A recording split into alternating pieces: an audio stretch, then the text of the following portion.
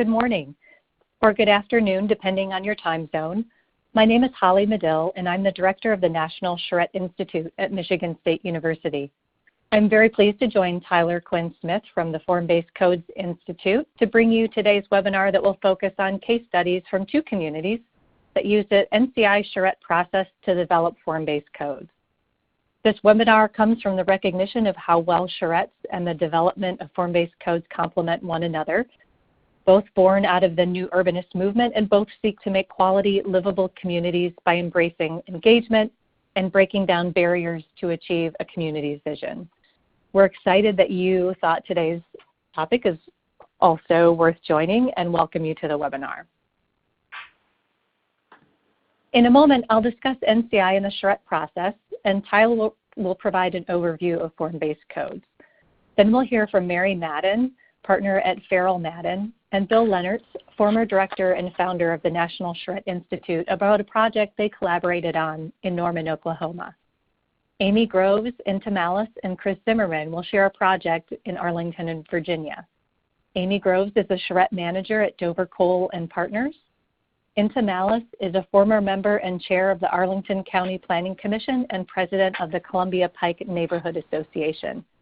And Chris Zimmerman is a former member of the Arlington County Board and current vice president for economic development at Smart Growth America.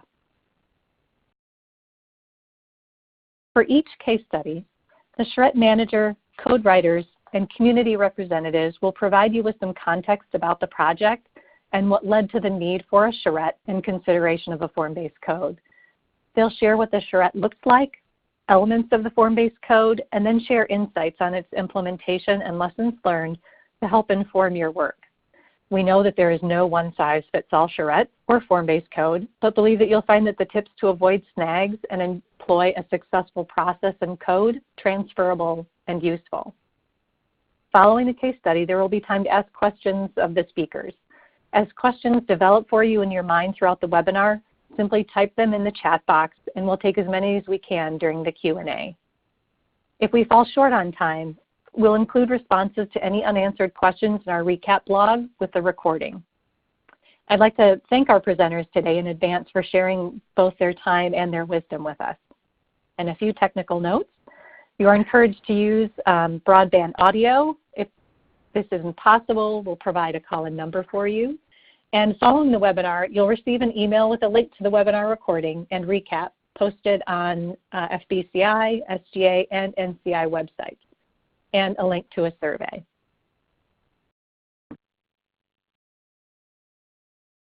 So I'm going to answer 3 questions about charrettes that you may have and that are relevant to our case studies. What is a charrette and what is NCI? When would you use one? And how do you know when you're ready for a charrette?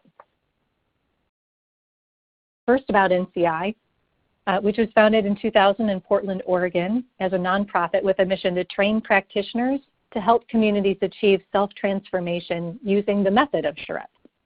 In 2016, NCI's curriculum came to Michigan State University, and NCI is now housed within the School of Planning, Design, and Construction. NCI joins 4 degree-granting programs within the school: Urban and Regional Planning, Interior Design, Landscape Architecture, and Construction Management. We take a holistic approach to thinking about the built environment from the inside out and at multiple scales. And NCI is also closely associated with MSU Extension. In addition to conducting charrettes and coaching others through their management and facilitation, we provide certificate trainings. We've trained over 3,500 practitioners all over the world and country. The process and curriculum we teach is based on 30 years of learnings from conducting charrettes. Our goal in this training is to transfer that knowledge and insights to our participants so that they learn from both the mistakes and the victories of past charrettes. So now about charrettes. There are many ways that people have defined a charrette through the years, and NCI defines them as a community engagement event that lasts between 4 to 7 days, has multiple feedback loops, and uses design thinking principles. During the charrette, we bring together residents who are context experts decision makers, and content experts to design a solution to a community, usually a difficult community issue. In our certificate courses, we spend the bulk of our time on preparing for the charrette because inadequate preparation leads to inadequate engagement and results. And even though a charrette may be within a week's worth of time, many months are spent preparing for that 1 week. So what does that look like? The charrette, no matter how many days, can take you through a series of collaborative design and public input cycles for consecutive multiple days. On day 1, the public provides vision and project direction through a hands-on workshop, and the design team takes this vision and creates a series of alternative concepts or plans, usually 3 to 5. The charrette team then solicits public input at another public meeting, and this describes the first feedback loop that you see across the top of the screen. Which is the central process of the charrette. This input is used to synthesize the alternatives into a preferred plan. Processes that last 2 to 3 days often can get you to a preferred plan that people like, but it may not have gone through the critical testing to assure its feasibility or a vetting phase. So the designers may find themselves announcing at a later date that the preferred plan that everyone loved so much had some fatal flaws. That can be a problem for public confidence and require costly rework. So the charrette doesn't stop at the preferred plan. While you have all the specialists together, you keep working for a few days to develop, test, and refine and present a feasible plan. At the end of the charrette, you can look at the stakeholder in the eye and say that at least back of the envelope calculations, the plan is feasible. Charrette plans have a very good track record of not requiring major rework and redesign through engineering. So this graphic is a representation of a charrette process with the feedback loops with the public across the top, the design process, and products along the bottom.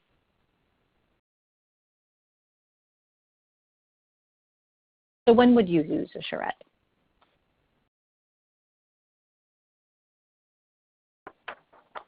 They work well in low-trust environments, communities that experienced failed processes in the past, or when an issue is very contentious, in part because so much time is spent in the preparation phase of charrette, building trust and understanding so that different groups can come to the table in good faith to work on a problem together.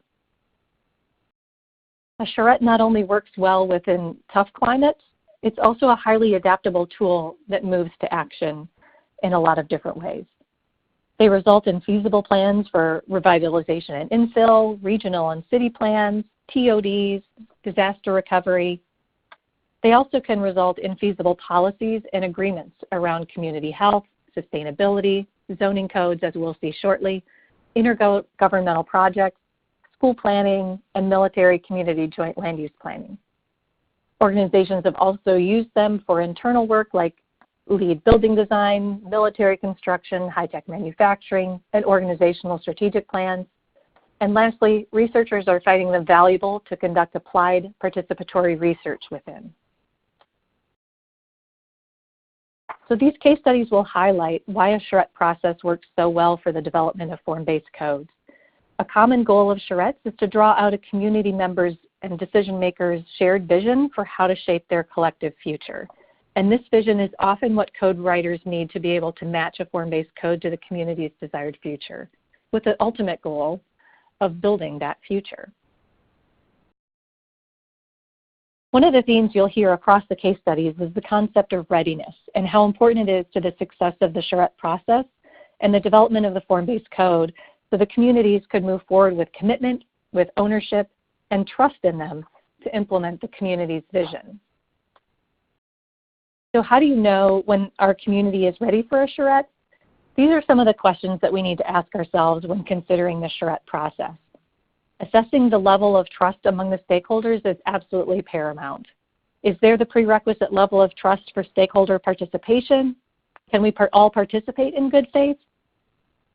When thinking about those answers to those questions, consider the last public engagement and when it occurred, what its impact on the stakeholders and the project was. A useful tool to make a quick assessment of the climate is a preliminary stakeholder assessment. We at NCI use a stakeholder analysis to also determine if all the viewpoints are represented. And so a good question to ask is, if that viewpoint or person doesn't participate, is the project at risk? Is there enough money to lead time to prepare? An approach of, we'd like to have a charrette next month without allocating the necessary time for data collection, stakeholder involvement, and charrette team selection is usually an unrealistic time frame. Often successful charrettes take 6 to 9 months to prepare to have everything come together for the multi-day event. Another key ingredient to consider is the willingness of decision makers to relinquish some of that authority to the public, and that can be really hard. There's often fear for that in general and skepticism that what is produced is implementable by community staff. So what if you're not ready? There are some steps that can still be taken to move the process forward. For example, if it's determined that there isn't enough trust among stakeholders and the environment is contentious, a neutral facilitator or mediator may be brought in to help resolve underlying issues or concerns ahead of the charrette. If a lack of outreach is a concern, conducting educational workshops on technical aspects of the project can help gain political momentum and foster understanding. This may be especially relevant for communities considering form-based codes, where a workshop in advance of the charrette helps residents learn about important technical aspects of the codes. So speaking of codes, I'd like to introduce Tyler to introduce more about form-based codes. Thank you, Holly. Hello, everyone. My name is Tyler Quinn Smith, and I'm a program associate at the Form-Based Codes Institute here at Smart Growth America. Before I hand it off to our presenters, I'd like to give a brief overview on Smart Growth America, the Form-Based Codes Institute, and simply form-based codes.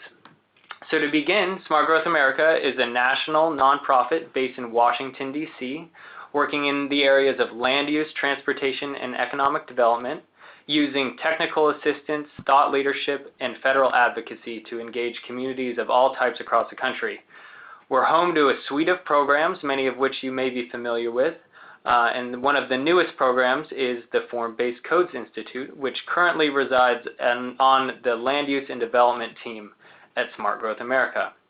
The Form-Based Codes Institute is committed to increasing the understanding and use of form-based codes. We do this through our current programs, which include our 3-course curriculum.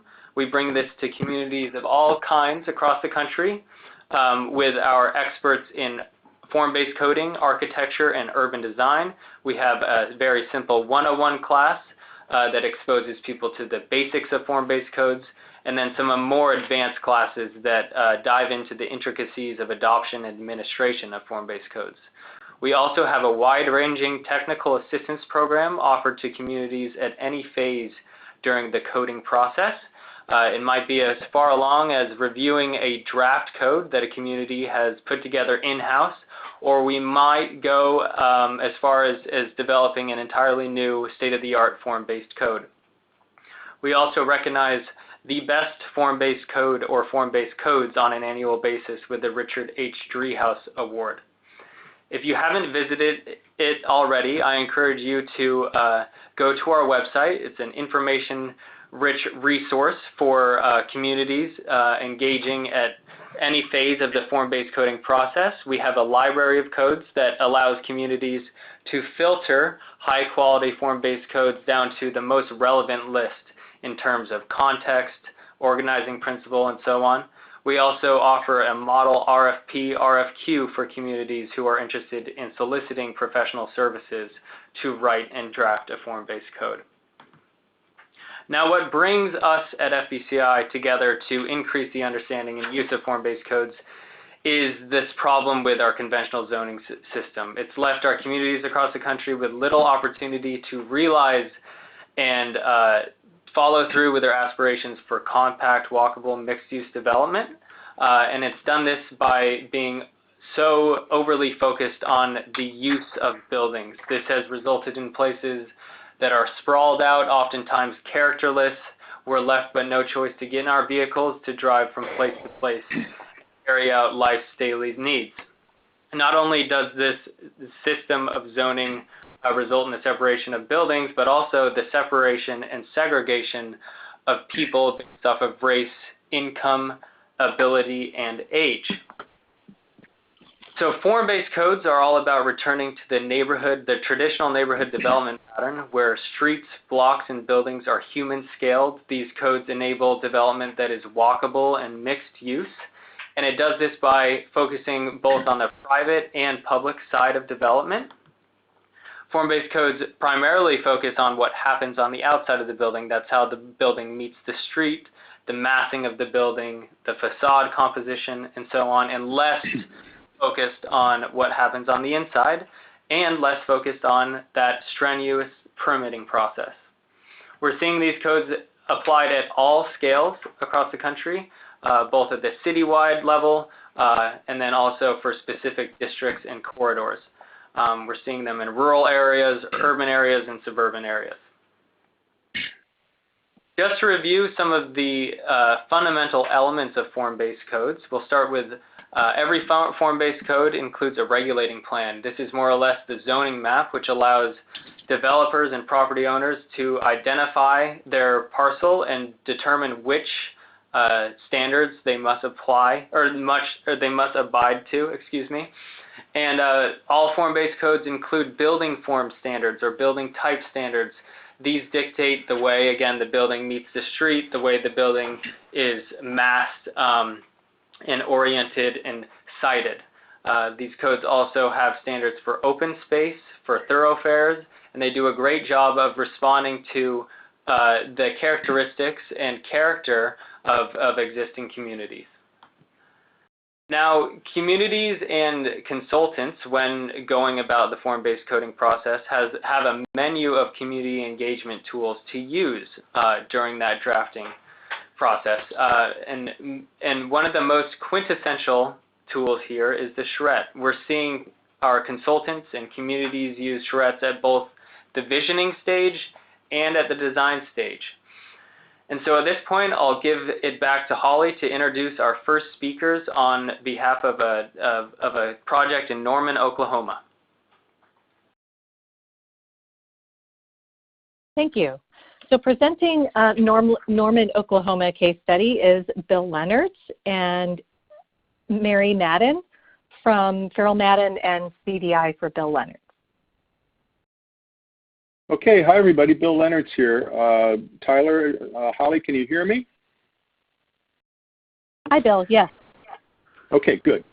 I'm in Portland, Oregon, and but let's roll back to 2004, 2014 in Norman, Oklahoma. Norman, Oklahoma is a city south of Oklahoma City. It contains University of Oklahoma. Back then, it was the third largest city in Oklahoma, about 111,000 people, a large university of about 32,000 students. It had a zoning code at the time that hadn't really been updated much since 1950. And so it was really set up for a catastrophe. Before I go there, I just wanted to comment that those of you who are APA members, this was written up in a PAS memo that came out just last year, so you can get more detail on it then. And I just want to say that we're going to present this Oklahoma project, which will be a nice, like a small town project in comparison to the large town project that will be shown after this one. So let's look at Norman. Norman, Oklahoma, the city center area, which extends from the Main Street couplet on the north down to what's called Campus Corner on the south. That's the campus starting down there on the south end, and this is the neighborhood in the middle. It is largely single-family homes with a few other multifamily, but pretty small-scale stuff. So in 2014, a bomb was dropped, and that was dropped in the middle of this neighborhood. It was the form of buildings like this that were starting to be proposed, taking advantage of the uptick in the market and student housing needs. But as you can imagine, this really ticked off the neighborhoods. They were very concerned about this kind of building fitting into their neighborhood. So the city did a good job trying to pull people together through a series of meetings to discuss what type of heights and so forth should be allowed in the neighborhood. And however, what really occurred was a kind of a fight over number of feet, right? And what really wasn't happening that needed to happen was an overall vision of how this community wanted to grow. So after those meetings didn't work very well, NCI was contacted by actually a combination of the city and the university.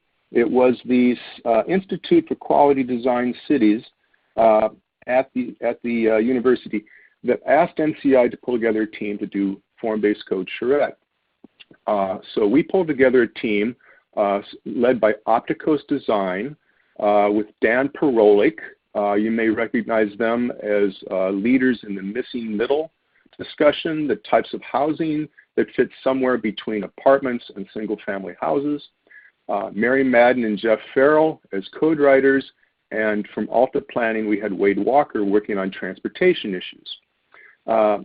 We designed the process to have, and a very important number one here, a pre-charrette project kickoff meeting and other events, followed by a 5-day charrette in May, and ideally, we were targeting fall for the zoning ordinance to be adopted, but Mary will talk about how long that really did take.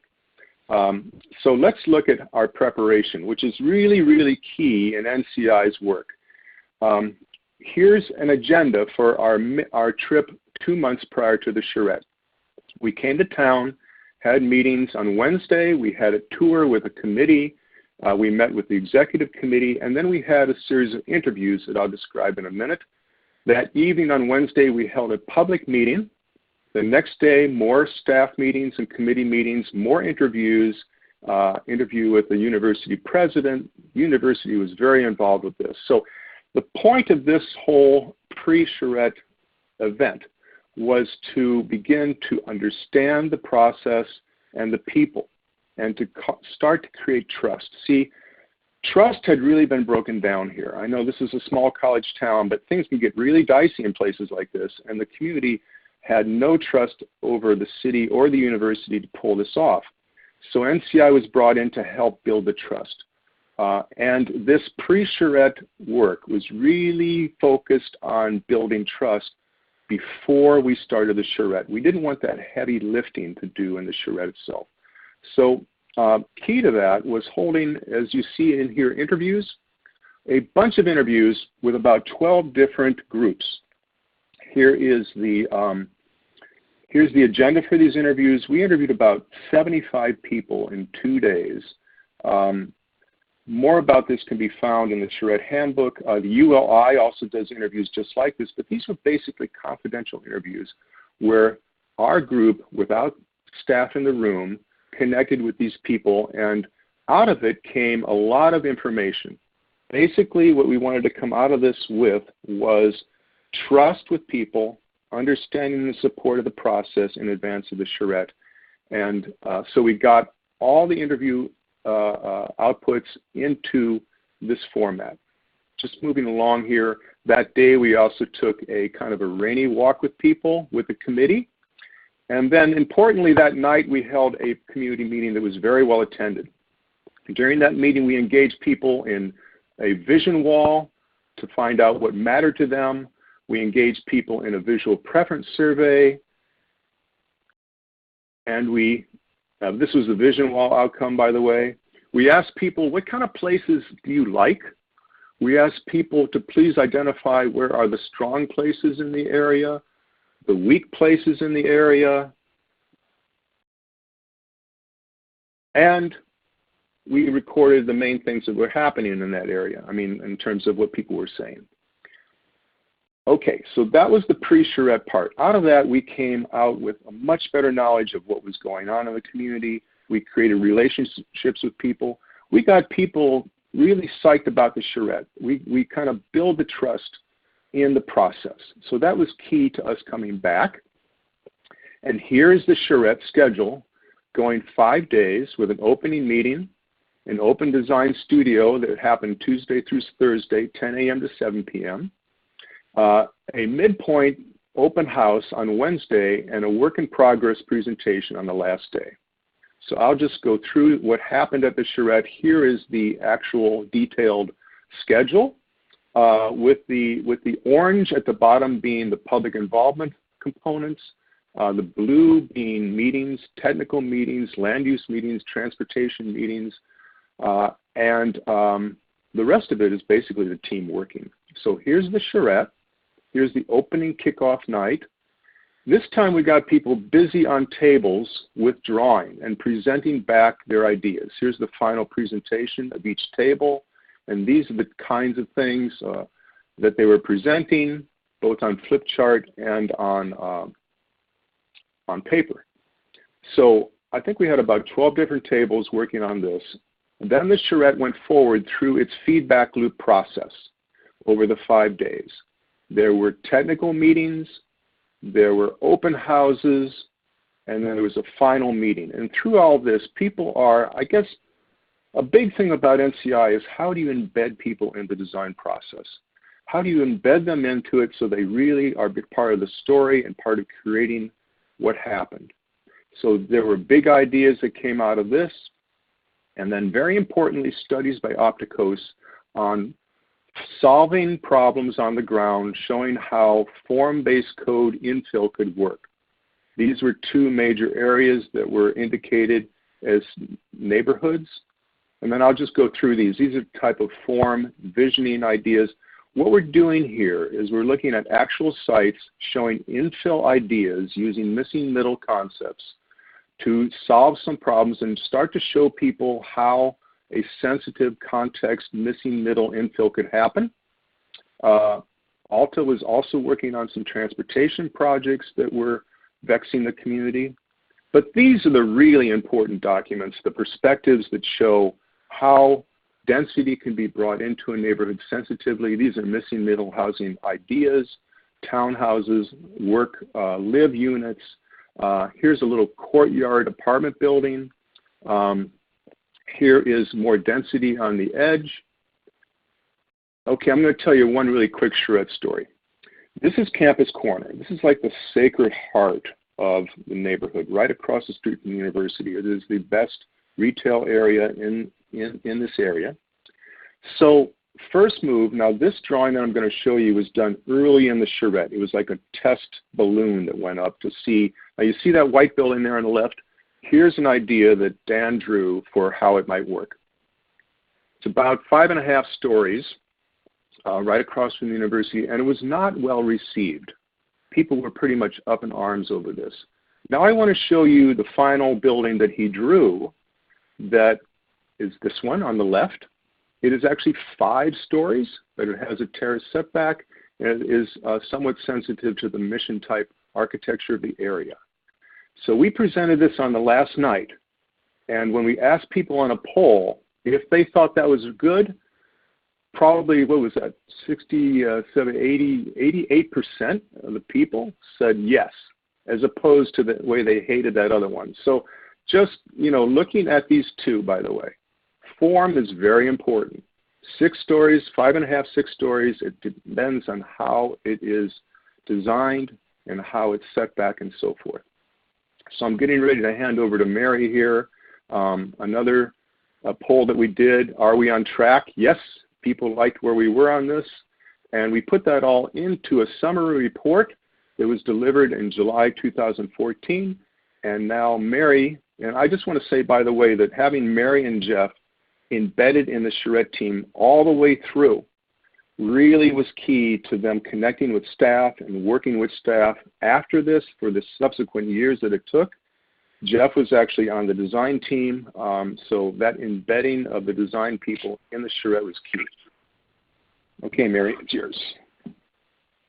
Thanks, Bill. Hello, everyone.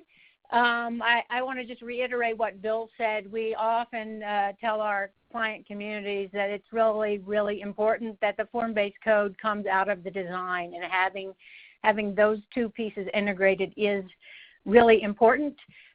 He gave you a few highlights about that we used in the closing work in progress presentation. I'm going to show you quickly a couple of other slides So we presented at that same work in progress presentation initial ideas about, so where do we go from here? How do we implement this? How do we create new zoning? Sorry about that. I lost my slide advancer. One of the things that we've been looking at from the initial analysis was, okay, what is the existing zoning? What's going on here? One of the things that Bill didn't show you the pictures of, yes, the area had lots of bungalows, but it also had quite a few surface parking lots that were just asking to be redeveloped. One of the other things that happened, as happens in many communities with use-based zoning, is individual parcels get picked off one at a time and get rezoned to something in isolation regardless of what they're next to. And I think you can see a little bit of that here between the different shades of red and the bright orange parcels and the pink parcels, that even though this is a pretty cohesive area, there were a lot of different base zoning districts, I think about 18 or so. So we were very aware of what the existing zoning was.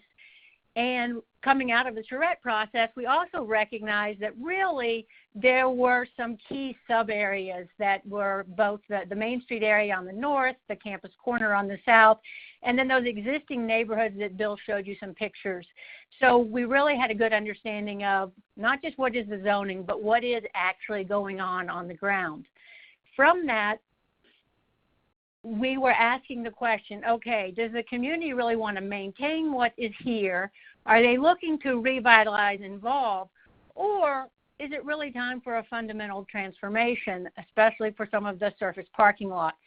The second big question we were asking is, politically and economically, where should the standards be?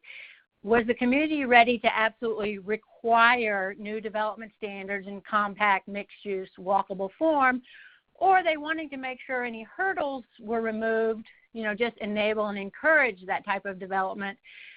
And what were they ready to allow? And then last but not least, what specific things did they want to prohibit from happening in this area? Either prohibit some bad things that they didn't want to see again, or just prohibit certain kinds of development moving forward.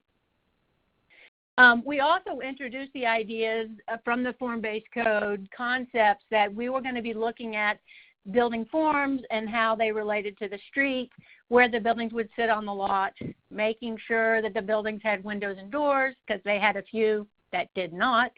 And then again, what's the appropriate intensity or range of uses, and how do they want to manage and accommodate parking in this mixed-use area, which arguably should have been the most walkable part of Norman, Oklahoma.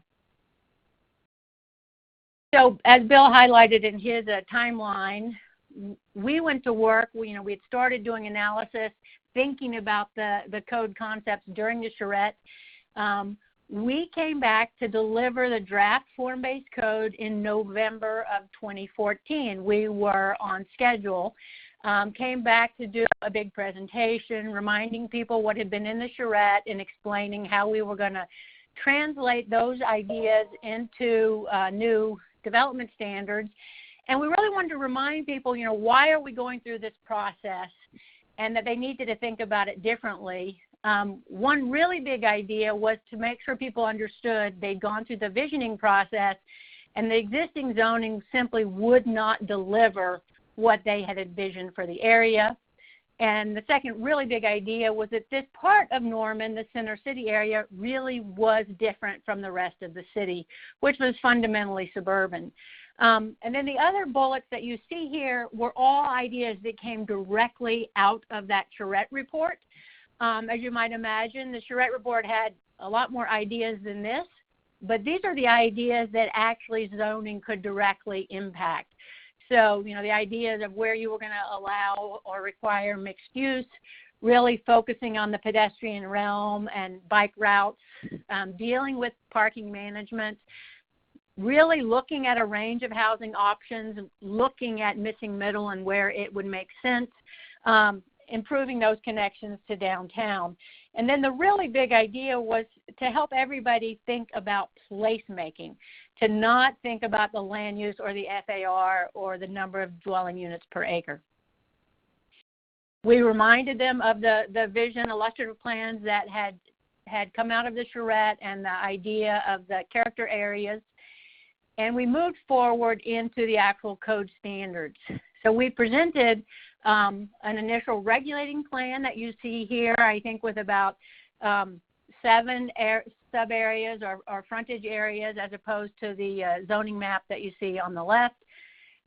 We introduced the first set of building form standards, if you're familiar with the text and the graphics, tied to those character areas. We walked through this with the photo illustrations and where this scale would belong on the map. The places we would require retail, not requiring everywhere, where we would allow it.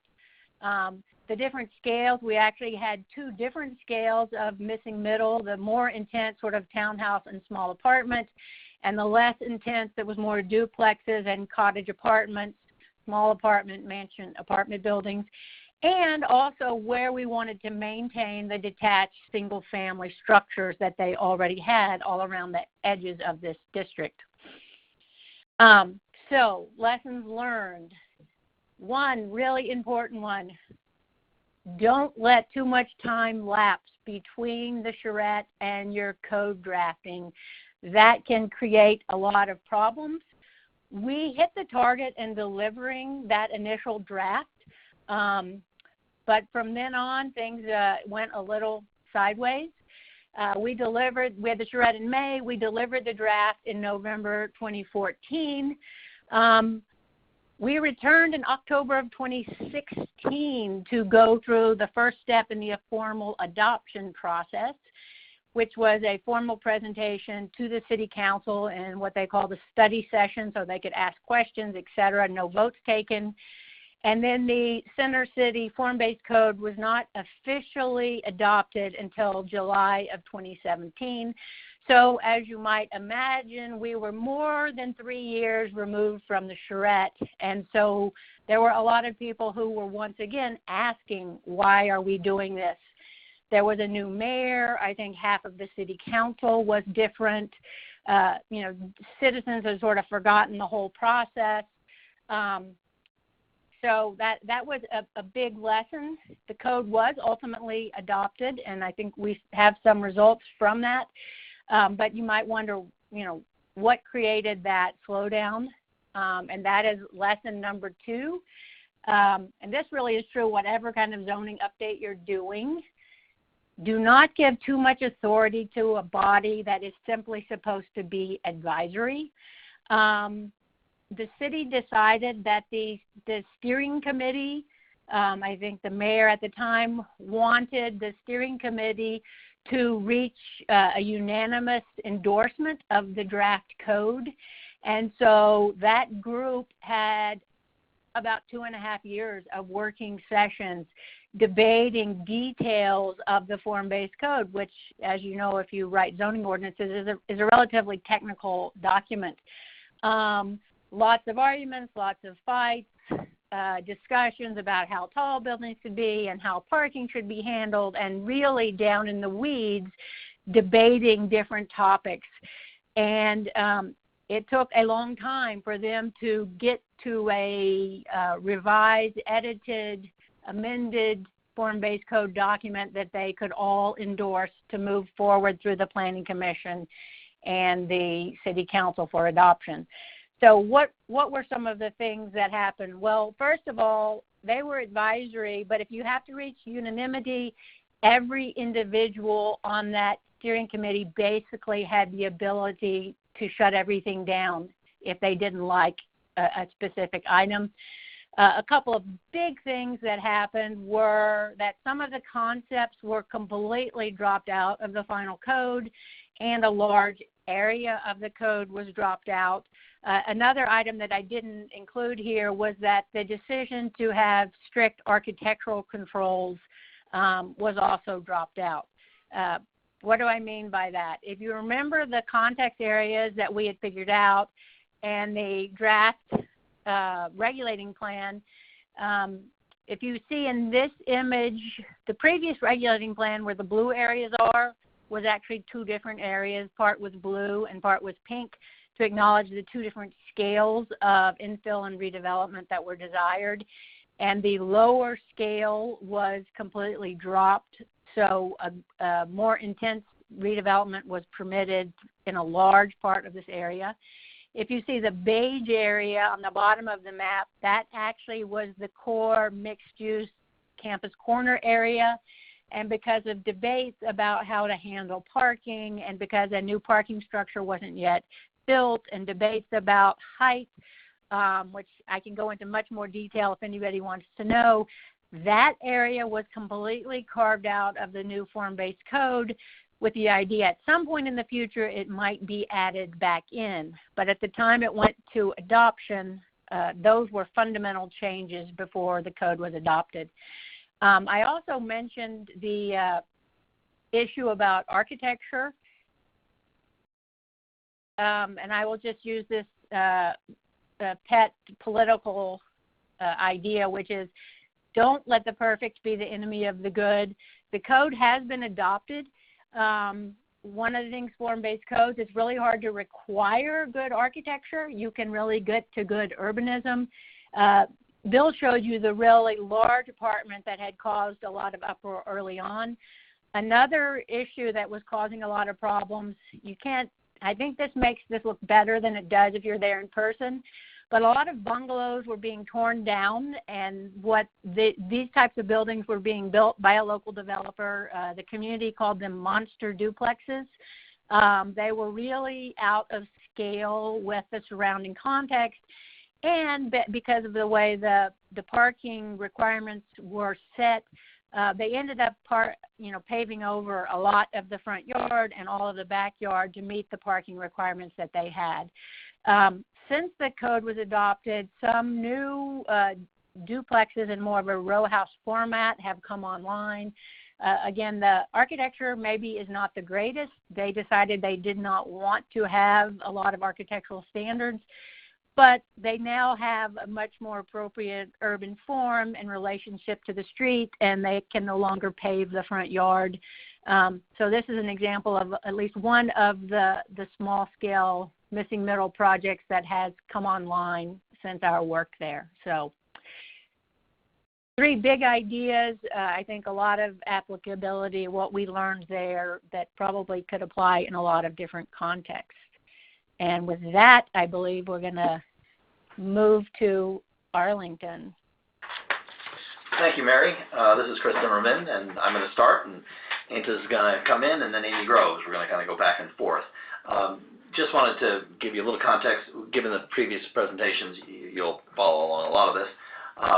The Columbia Pike Form-Based Code was the result of a long-term initiative that we began really in 1998, and so we worked at it for some good time with a lot of different goals involving a pretty significant part of the community. The picture in the background, by the way, is something that exists now that was a parking lot when we started this.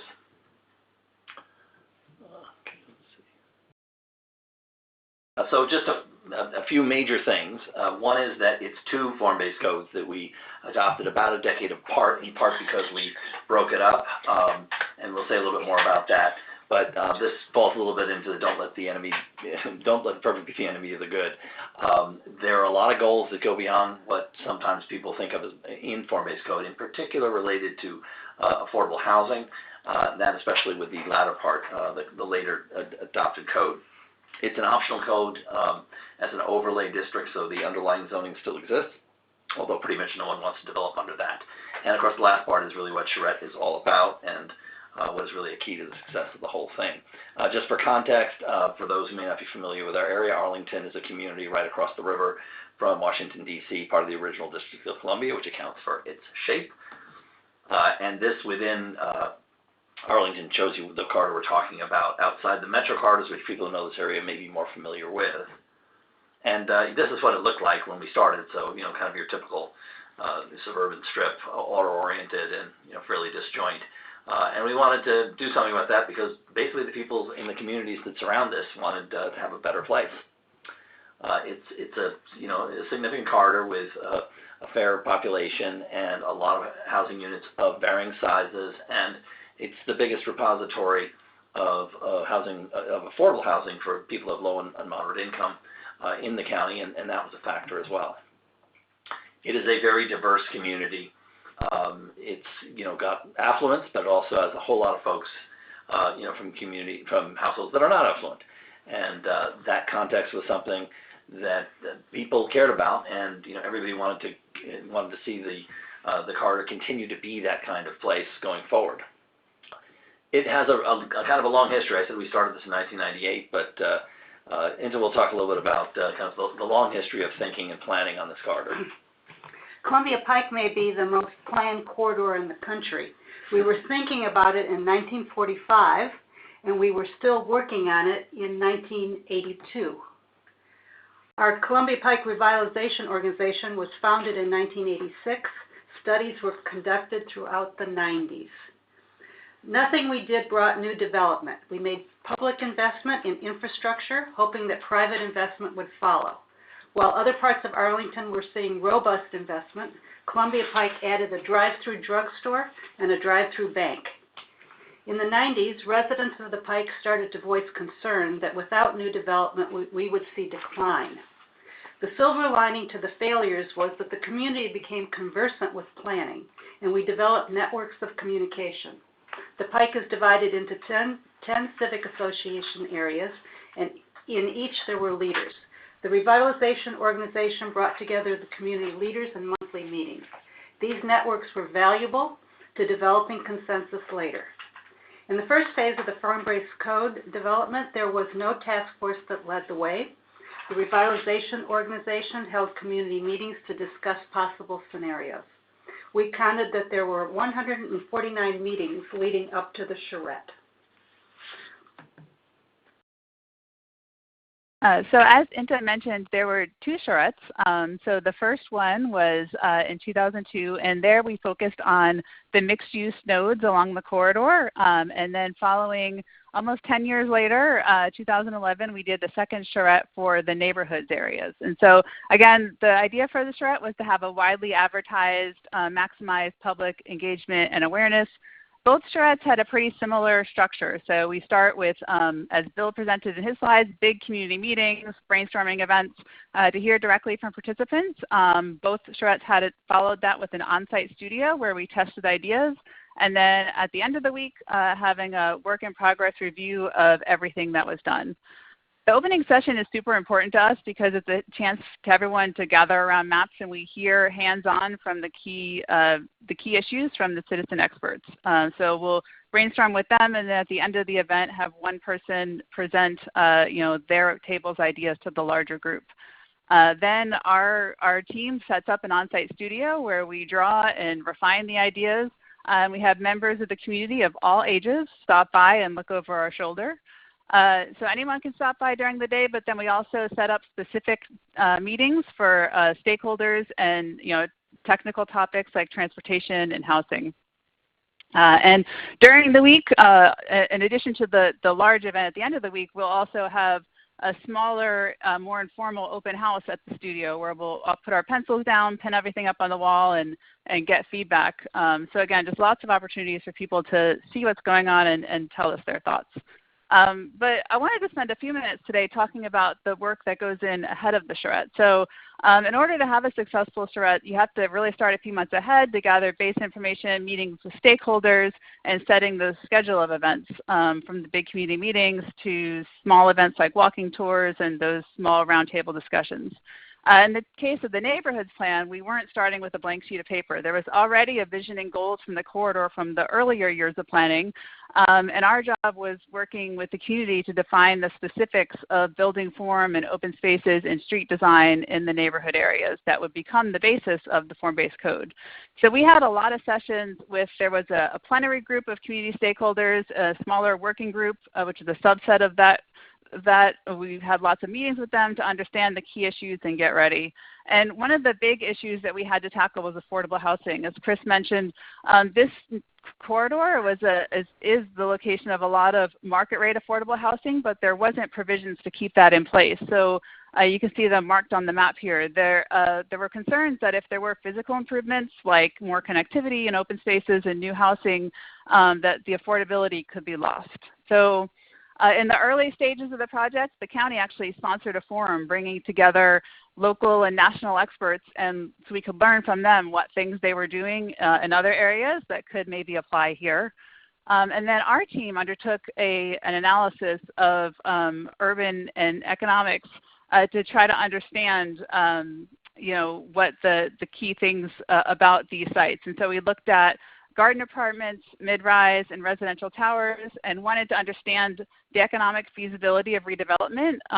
Really, if property owners were asked to provide affordable housing as part of affordable housing, or as part of future development, how that could work. So here's an example. We looked at different scenarios on each site, renovation, infill, and different levels of redevelopment. We had an economist on our team, Partners for Economic Solutions, who then ran sample pro formas, testing the feasibility of redevelopment and the ability of private property owners to provide affordable housing as part of that redevelopment. So in this example, scenarios 1 and 2 performed really well, given the high value of existing units, using underutilized areas of the site, and the ability to use surface parking. Scenario 3, when we tested it with mid-rise apartments, didn't provide enough density to offset the costs. So we did analysis like that for 9 different sites. We presented that at the beginning of the charrette, and then we actually had cutouts of all these different scenarios as part of that hands-on activity at the beginning. So in that way, we were able to bring the community participants up to speed quickly on this technical analysis and learning about the feasibility of the housing goals, and let them help us apply that knowledge to defining the desired form on the corridor. So then we had a form-based code. As I said, it's really 2 parts, and we want to say a little bit about kind of why that happened and what the significance of that was. We had the one we adopted after the original charrette was in February 2003, and it has the components that you heard about earlier as part of a form-based code. The key thing is that it focused on what were the pre-existing commercial areas. So there was sort of those areas like the picture I showed you with the, all the kind of strip development, and it essentially didn't address existing residential areas. And this is the real significant thing, and where we made a compromise the first time around, that it was, for one thing, a little bit too much, to bite off at one, in one go. But it also had a lot to do with the sensitivity around the housing issues and not wanting to set something off before we really knew what the implications were. So by confining ourselves to the commercial areas, we were able to get consensus much more quickly, and nonetheless have a significant impact on what would be the built environment of the place. And then work for what turned out to be more years than I anticipated, looking at the housing issues and trying to figure out how we could integrate that into the next phase, which we ultimately did. So this kind of shows you the areas that were the initial focus, with the outer areas being what came in later. Again, this we got the vision, and then it goes to regulating plan, as you heard earlier, and then building envelope standards. Again, the usual components of a form-based code, and this all affected those commercial areas. In between the 2 codes, though, we focused a lot also on other aspects, in particular the public areas between the buildings. When the 2003 form-based code was approved, it included the regulating plan and the building envelope standards, but it did not locate the required building line, where on the site the fronts of the building should be placed. To determine the required building lines, the county created the Street Space Planning Task Force. Representatives from each civic association, relevant commissions, planning staff, and consultants. For the next 9 months, citizens educated themselves on best practices. At each monthly meeting, we invited an expert in their field to talk to us about what was best and why. We discussed the width of travel lanes, transit lanes, parking lanes, bike lanes, medians, the elements of a sidewalk, street lights, street trees, and street furniture. The goal was to make Columbia Pike more walkable and multimodal. After immersing ourselves in expert theories, the task force drew up what they viewed as the ideal cross-section for each of the form-based code nodes, the historic districts and the areas between the development nodes. The cross-sections were adopted by the county board, and this completed the first form-based code. And what you see here is an example. This happens to be one of in the residential areas and another one in the residential areas of the degree to which we mapped out each feature of the street. And that street space, of course, we also looked at transportation and how that would work and developed overall transportation plans for the corridor. So we were busy in the interim, but eventually we did want to get back to planning the rest of the corridor, and that took us to the residential areas, many of which were and continue to be garden apartment complexes, some high-rises, as well as areas that had townhouses and single-family homes. And by the time we got to this, the community's focus had shifted somewhat. And I would note that when we started, the people that lived in this corridor were mostly concerned about how do we make the place a better place to live, and trying to get some things they wanted on a main street that they could walk to things that were near the neighborhood and wouldn't be so car-oriented, and they could have more services and so on.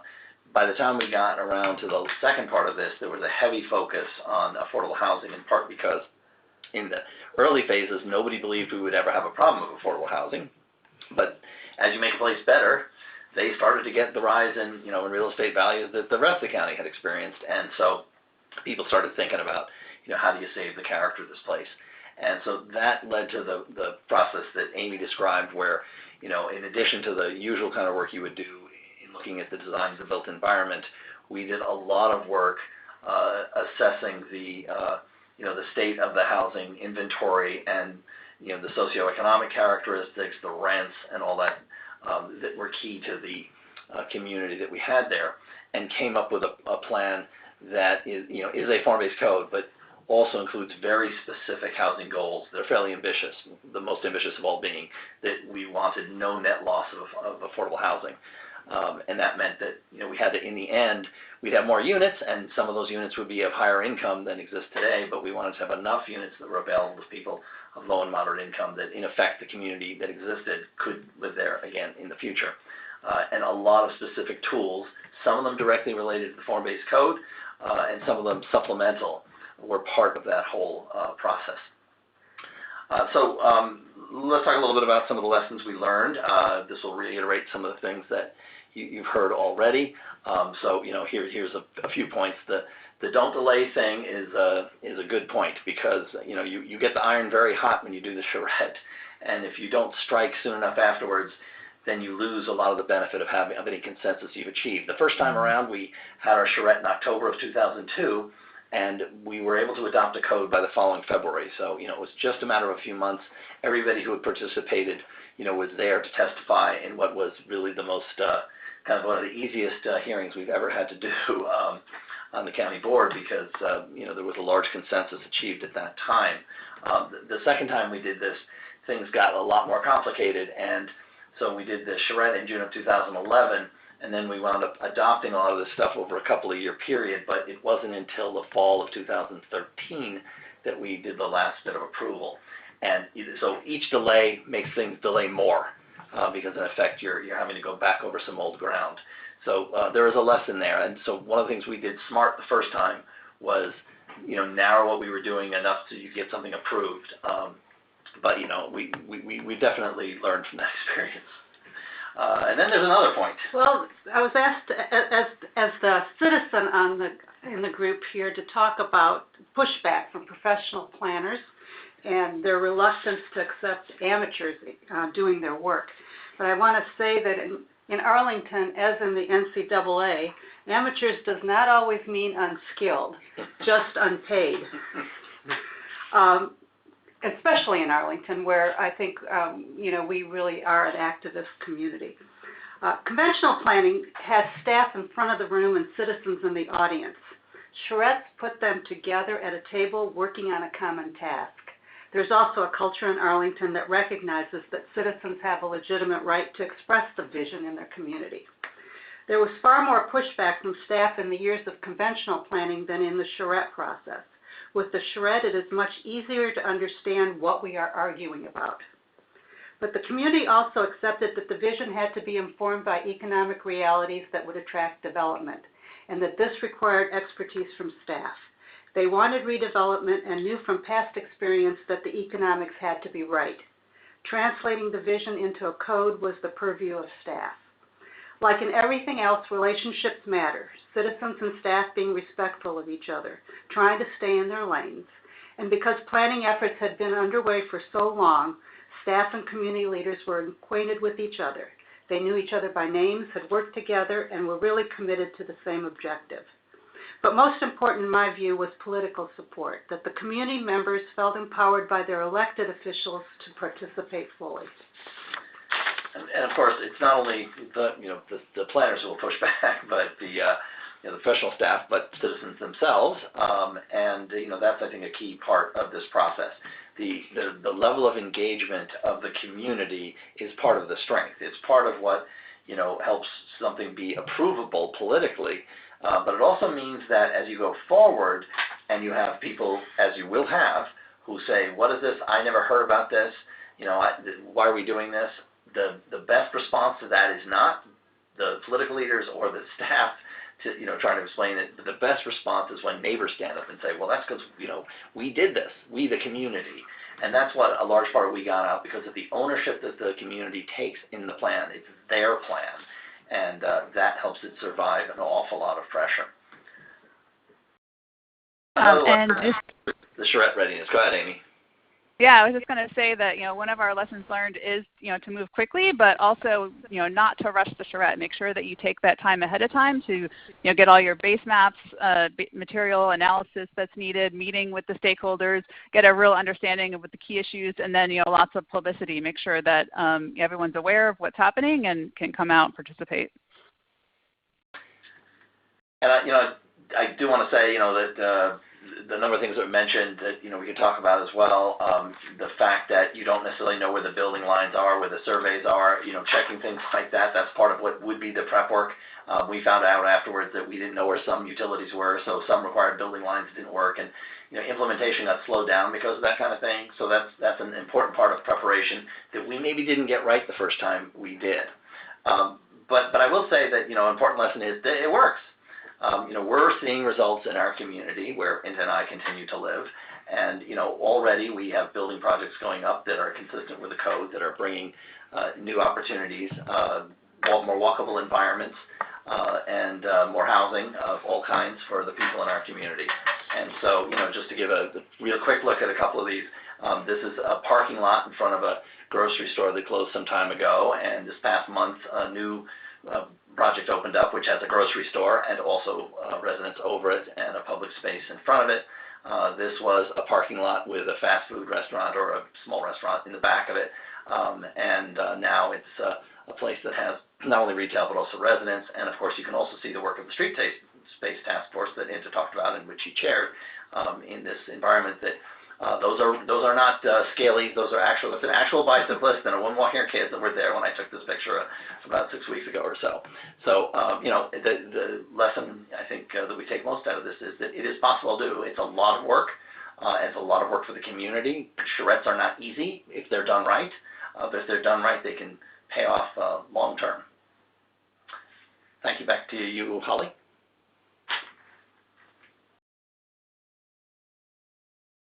Thank you, everyone, for those case studies. I actually think I'm going to kick it back to Tyler to get us moving with some Q&A. Sure.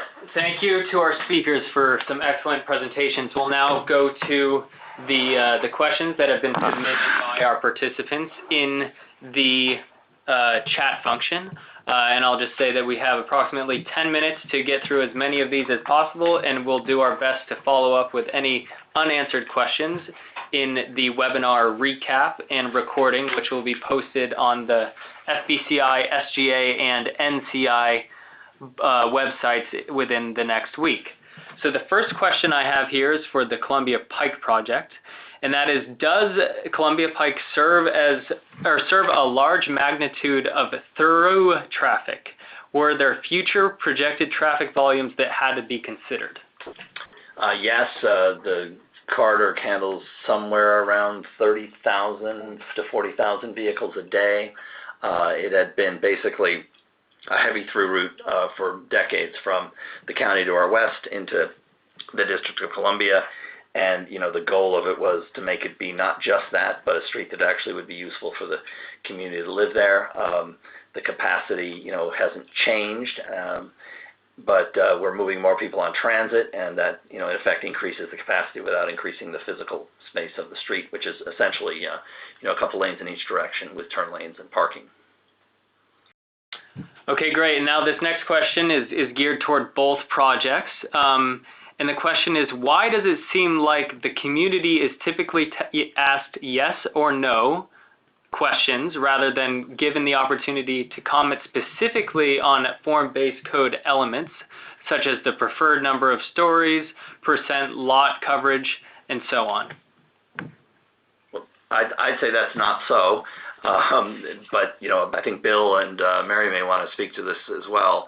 The process is one that is intended to facilitate comments that get down to, specific details. I think the example you saw from Norman with the tailoring of a building is an example of that. But let me throw it back to the Norman team. I will add in, I'm not sure the genesis of that question.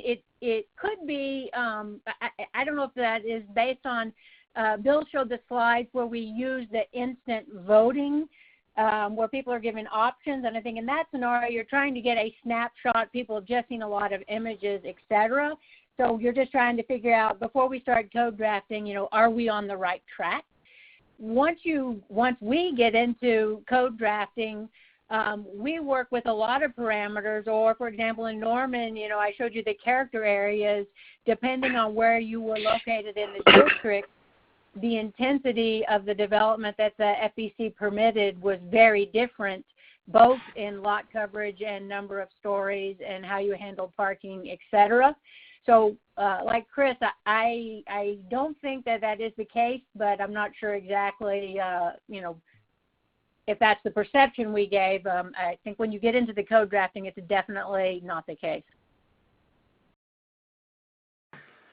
All right, I have another question for our Norman speakers, and that's just to explain the concept of missing middle housing. Well, I'll just start by saying missing middle. Yeah, well, it's just from the architectural standpoint and the form-based standpoint, it's the recognition that in many of our cities, what is being built is either single-family or multiple-story multifamily. What is not being built as much as the stuff in between. The duplexes, the courtyard apartment buildings, the smaller scale things that can have a great effect on increasing density in the city without and still be able to be compatible with different building types. Mary, you want to expand on that? I think that's pretty good. One of the things that, as it relates specifically to a form-based code, part of that duality of doing single-family houses and apartment complexes is the way we've set up our zoning with large-scale, looking at density as dwelling units per acre. And, for example, I don't know that we included a picture, but, if you have a small apartment building on a quarter-acre lot, if you are regulating it by density, there are a lot of great small historic apartment buildings that they're on a quarter acre and they've got 12 units, which means, wow, 48 units per acre. Most communities where we work outside of major cities, 48 units per acre, will cause someone to have a stroke because we don't want that. That's way too dense. So missing middle comes into the idea about thinking of context, scale, compatibility, and to really let go of the density measurement because it's really problematic for many reasons. Okay, next question is, how do you combat alternative narratives that come to life on social media and threaten to torpedo a hard-won vision? Oh, I know. Well, I'll start. I'm sure there's others with thoughts of this. So this was part of what I was getting at when I said the importance of buying in the community to the long-term success of a program like this. When we did the first one, we didn't really have social media as a factor, but by the later one, that's what's starting to happen. So I think this is more true now than it was then. But in the period after the code was approved and before building really got started, because it takes a while for things to happen, it was subjected to attack from some folks. The things can get undone before they ever get going. And what happened in our case was the leaders of the community figured out they weren't done, that they'd have to get back together again. And they wound up convening regular meetings. Basically, all the neighborhood associations along the corridor started up meeting again and having a Saturday meeting at least once a month, I guess it was, and somebody bring in coffee and bagels or donuts, and they'd talk so that when there was if there's an attack going on, they could kind of have a collective response. And again, the key thing there is these are neighborhood people who would then stand up and say, there's a reason we have this plan, and it's because something we wanted, and it's going to make our community better. That's why we think it's a good idea. And that was fairly effective. I think that, in the social media age, that becomes even more important. Inta? Yeah, Chris, overall, I think our community found the form-based code to be far more a trustworthy zoning tool compared to FAR calculations, which don't result in predictable results, or we have a special exception process that has a lot of moving pieces. The citizens wanted to understand the form-based code. We actually, on our own, created the Form-Based Code University, where we would just get together and read the code and ask each other if we understood what it said, what it meant, and that readily created a number of experts in the community, people that were fluent in the code. We now have a formal Form-Based Code Advisory Working Group that, together with staff, review every proposed form-based code project to assure themselves and the community that the project conforms to the form-based code. And a statement that the project conforms to the form-based code literally ends any concern. We are enjoying that every new project that is proposed no longer roils the community as it sometimes does in other parts of the county.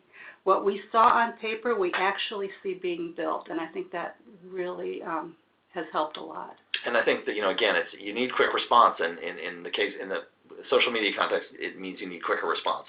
And what Inta's talking about is what makes it possible for the average person having, a better facility with us, a better ability to understand what it is, and to point to, to answers that other people can understand, means that it's much more likely to get a quick counter response. And that it's not one that has to come from the planning department or the economic development people who the committee might not trust. Right, and with our remaining minute, I'll pass it over to Mary and Bill to see if they have anything to add on that last question. I'll just say that our experiences, I really think that the idea about creating relationships, one-on-one relationships, and that embedding people in the design process so they begin to take ownership of the plan is the thing that gets it through all the hurdles. I would agree with that, especially, if you have outside consultants leading your charrette and drafting your code. If the consultants are gone, if you don't have local champions to respond to social media or letters to the editor, if anybody still does those, that's going to be a big hurdle to overcome. But I do think that is one of the strengths of the charrette process, is really having local people, both citizens, residents, and staff, take ownership of both the plan and the code. All right, thank you, Mary.